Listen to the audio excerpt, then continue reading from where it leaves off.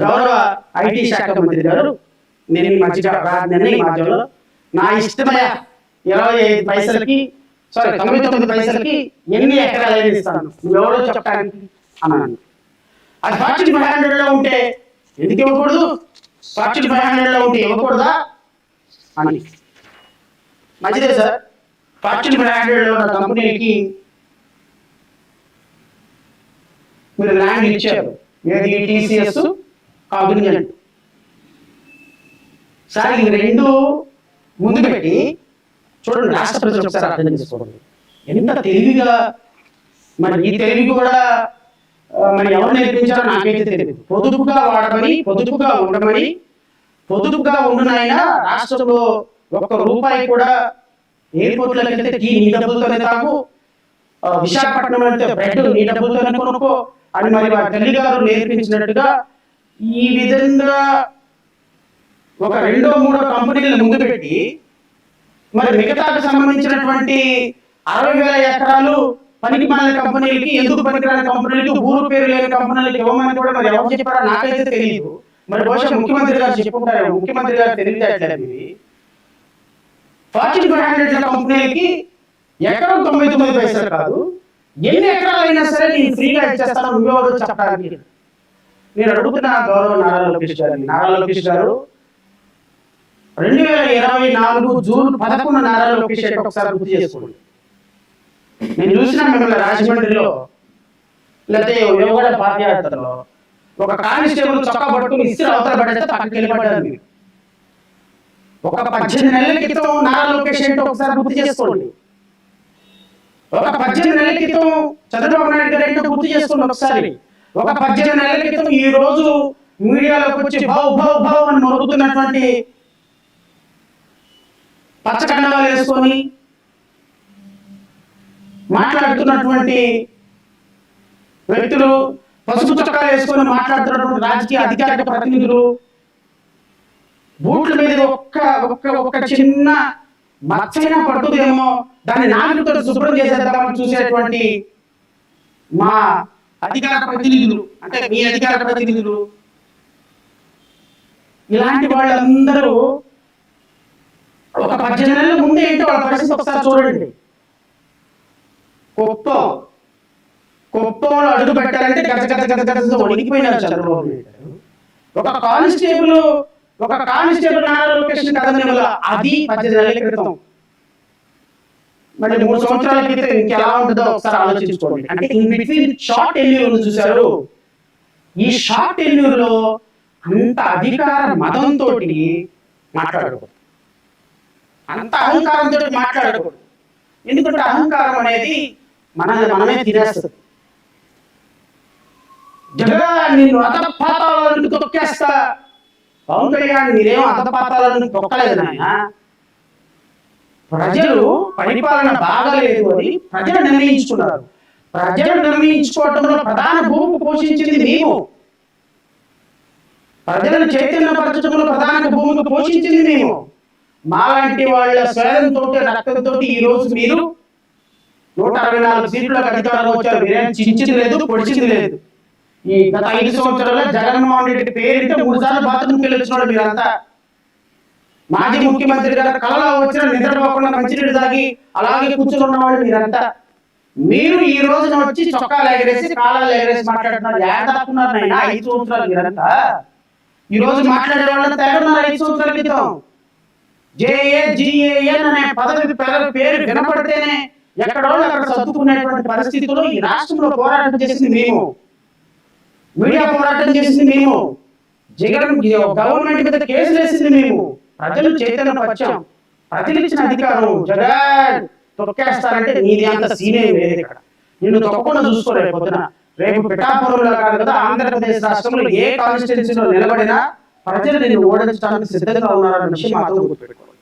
ఇంత అహంకారం పనికిరాదు నారా లోకేష్ గారు, పవన్ కళ్యాణ్ గారు. ప్రజలంటే ఏమనుకుంటున్నారు మీరు?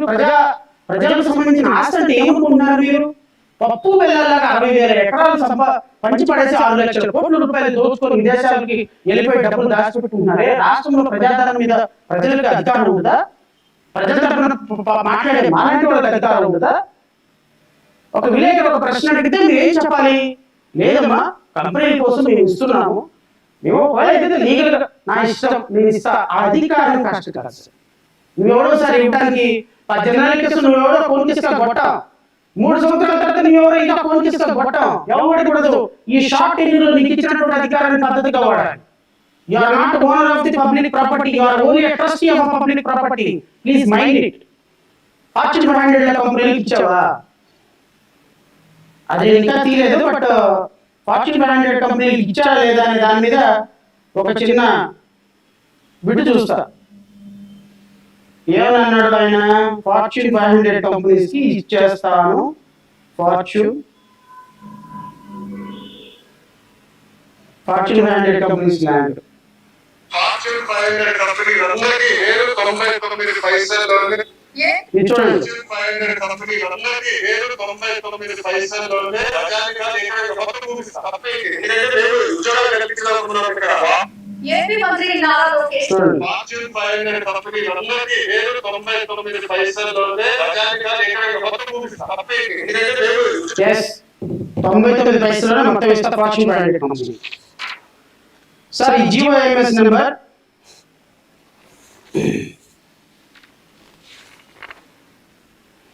Sir GOMS number 56. రాష్ట్ర ప్రజలకు నేను మళ్ళీ చెప్తున్నా, GOMS number 56 dated 12/11/2025. 12/11/2025 GOMS number 56. ఈ 56 రూపంలో సార్ ఆంధ్రప్రదేశ్ రాష్ట్ర ప్రభుత్వం, the government, after careful examination of the proposal and keeping in the view of recommendations SIPB అంటే స్టేట్ ఇన్వెస్ట్మెంట్ ప్రమోషనల్ బోర్డ్, దీనికి హెడ్ చంద్రబాబు నాయుడు గారు, sub head Pawan Kalyan, and the council of honorable ministers hereby approves allotment of 27.1 acres of land, plottable land in field number 3, Madurawada, Visakhapatnam, to Mrs. Raheja Corporation Real Estate Private Limited under Andhra Pradesh Land Incentive for the Tech Hubs Lift Policy under Policy 4.0 for 2024-29 at a cost of rupees 99 paisa. Sir, ఈ GO ద్వారా Raheja real estate కంపెనీకి 99 పైసలకి 27.10 acres hill number 3 Madhurawada, రమారవి మధురవాడలో ఒక ఎకరం వచ్చి రమారవి నాకు తెలిసినంత వరకు మార్కెట్ వాల్యూ ప్రకారం 50 కోట్ల నుంచి 60 కోట్ల వరకు. అంటే 20 ఎకరాలు అంటే 300, అంటే 300 ఎకరాలు, 30 ఎకరాలు అంటే 1500 కోట్ల రూపాయల ల్యాండ్.